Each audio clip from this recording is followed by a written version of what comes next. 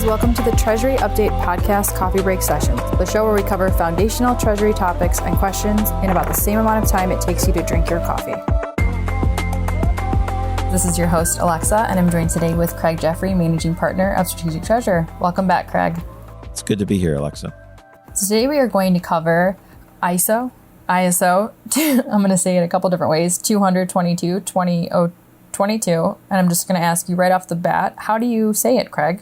20022. So 20, and then the other zero is pronounced as O, and then 22, and that's because it's a 5-digit number. And that's the cool way to say it. That's what everybody's doing, huh? Okay. Yep. So what is it? 20022 is part of an international standards organization that handles financial service messages. So it's a common platform to develop these messages. So how is this standard different from other standards that have, I guess, rolled out? There's a number of messaging standards that we've seen in play over time. You know, for those in finance, we think of financial messages. There's an entire universe of messages that we may not be familiar with, but in terms of business documents, it's a pretty modern message format. You know, it has a multi-part aspect. It provides definition of the message structure and the details that come along with it. So it's the more modern view. Many people make it equivalent in their minds to the XML formats that exist. So the extensible markup language formats, like for payments, like the PAIN, PAIN 001, for example, or they relate it to the information reporting formats like the CAMT, CAMT, you know, the 052, 053, et cetera, formats. So in terms of how it's different, you know, I think it's interesting to think about the history. So if you're more European-based, you think of the message type formats that are in Swift, like the MT940 for prior day information reporting, or you think about wire transfers, maybe you think of MT101 or MT103, depending on whether you're at a corporate or a bank side. But those are formats that came off of a different standard. That standard was still ISO, but it was an ISO 15022. We don't really talk about that. I think about those as message types. I don't hear many people other than Swift format experts talking about ISO 15022. But once 20022 came along, it was much more the focus of discussion and how that's rolled out. So what do you mean when you say that it's not exclusively XML? Yeah, and this is one of those things that people who are messaging pros would love to have those tricky questions. You know, is ISO 20022 XML or not? And the answer is, well, it usually is handled in the form of XML, but the structure and the details don't require you to use XML. It's about structure and the details. You know, there's a common data dictionary of what you put in there, and there's a common structure, but you don't have to use XML to make it work. Maybe I should go through a couple examples of formats that use the ISO 20022 and those that use another format like the ISO 15022 or a Bank Administration Institute format. So if you think of a prior day information reporting in the U.S. and North America, you might think of BAI2, Bank Administration Institute, a format for reporting balances and transactions.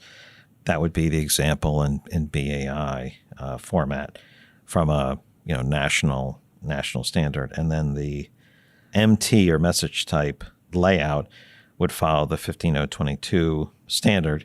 So the MT940 and the MT942 would be examples of prior day 940 and current day reporting to be an MT942. And so that would follow those standards. These are, delimited, file types that exist.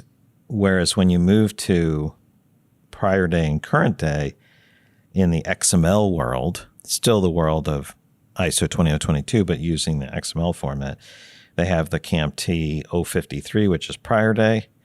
Current day is CAMT 052.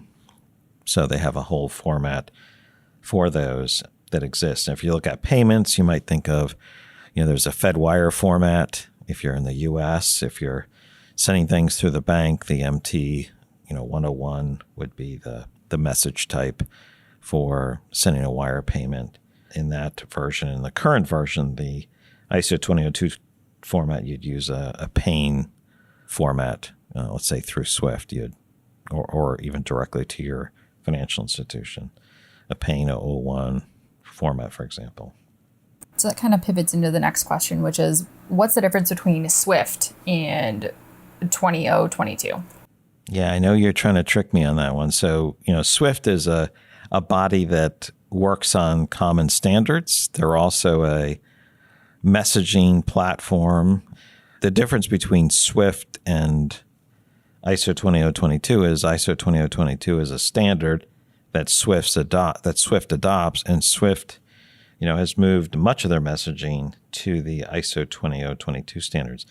They certainly served as a body that promoted, moving to this new standard, not only on an international basis between countries, between banks, but also in country in many, many ways. So with their market infrastructure programs, they really push that. So their support of ISO 20022 is very much related to who they are as a standard setting body. And so it's easy to think of them as almost synonyms, rather they're just very close in terms of an adopted message format. As a final question, why is ISO 20022 important? And I feel like you've already kind of covered on it, but maybe this could just be, like a light recap of it. Why is it important? I think because it's a much richer format, and in today's world where we can send more information, that makes a message better, additional information. So I'll just give you one quick example. I'm sure some of our listeners have heard me say this before. If you have let's say you have a BAI2 message format and it has a BAI code, that code can be really useful for things like reconciliation, mapping for cash positioning. It tells you exactly the type of transaction with a 3-digit code. XML has a much better format. It's not that position 7 tells you that it's, the transaction type, 8 tells you the value of the transaction.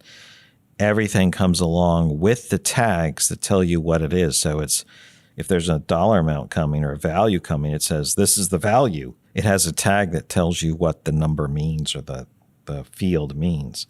That's stronger. But the other part where there's values, now you could enrich the CAMT 053. That can be enriched with a BAI code, so you can take advantage of maybe other information that's been leveraged over time with a much superior format. Thanks, Craig. So just to do a little bit of a recap, I know you just kind of did it when I asked that last question, but really to answer what is ISO 20022, it's a standard put out by the International Standards Organization, and really it's just that much richer format to send more information. And it differs from SWIFT in that it's a standard in which SWIFT has adopted, and it's really just a multi-part format with structures and details that come with it. And it's just the modern messaging format.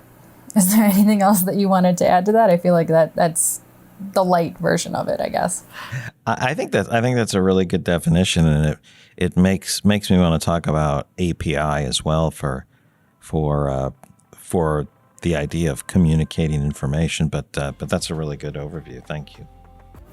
Yeah, thanks for joining me today, Craig. And to all of our listeners, make sure you tune back in with us every first and third Thursday of the month for a new episode. And as always, we look forward to hearing from you. So send us an email with any questions, comments, or topic suggestions at podcast@strategictreasurer.com. Thanks again for joining me, Craig. Thank you, Alexa. This podcast is provided for informational purposes only, and statements made by Strategic Treasurer LLC on this podcast are not intended as legal, business, consulting, or tax advice. For more information, visit and bookmark strategictreasurer.com.